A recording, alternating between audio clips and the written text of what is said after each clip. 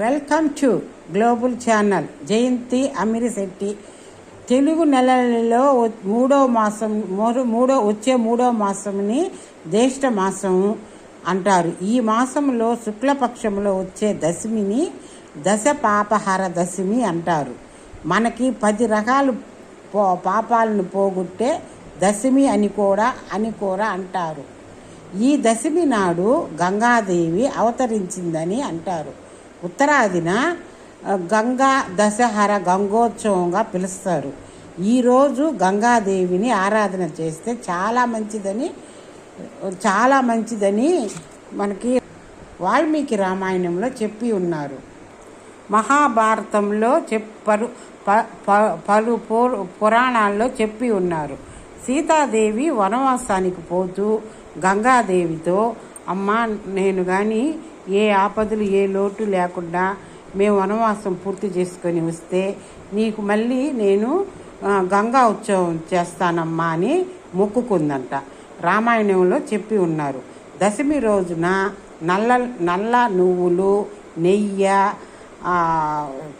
పేలపిండి, బెల్లము నదిలో వెయ్యాలంట. ఎందుకంటే చేపలు, కప్పలు, తాబేలు, జరచలాలు, రజిత ప్రతిమలన్నీ నీటిలో ఉంటాయి కదా, అవి తింటే మంచిదని చెప్తారు. ఆ దశమి రోజు మనకు ఇష్టమైన దైవాన్ని పూజించి ఆలయానికి పోవాలంట దశమి రోజు. మరుసటి రోజు ఏకాదశి వస్తుంది కదా, దశమి పోయిన ఏకాదశి. దీనినే నిర్జల ఏకాదశి అని అంటారు. ఈరోజు వ్రతం చేసి, సత్యనారాయణ స్వామి వ్రతం, అవి వ్రతాలు ఉంటాయి కదా, అవి దశమి రోజు వ్రతం చేసి మహావిష్ణువుని పూజిస్తే జీవితకాలం మనకి మంచిదని చెప్తారు. ఎందుకంటే పుణ్యం మనకి జీవితకాలం సరిపడ పుణ్యకాలం దక్కుతుందని మన నమ్మకం. ఈ పుణ్యదినంలో ఉపవాసం ఉండి నేలపై నిద్రపోతే మంచిది. మరుసటి రోజున ద్వాదశి రోజు తెల్లవారుదాము నిద్రలేసి పూజ చేయాలి. అష్టాక్షరి మంత్రం చదువుకోవాలి. ఓం నమో భగవతే వాసుదేవాయ నమః అని జపించాలి. తర్వాత ఏకాదశి కథ చెప్పుకొని హారతి ఇచ్చి బ్రాహ్మణునికి స్వయం పాకం ఇవ్వాలి.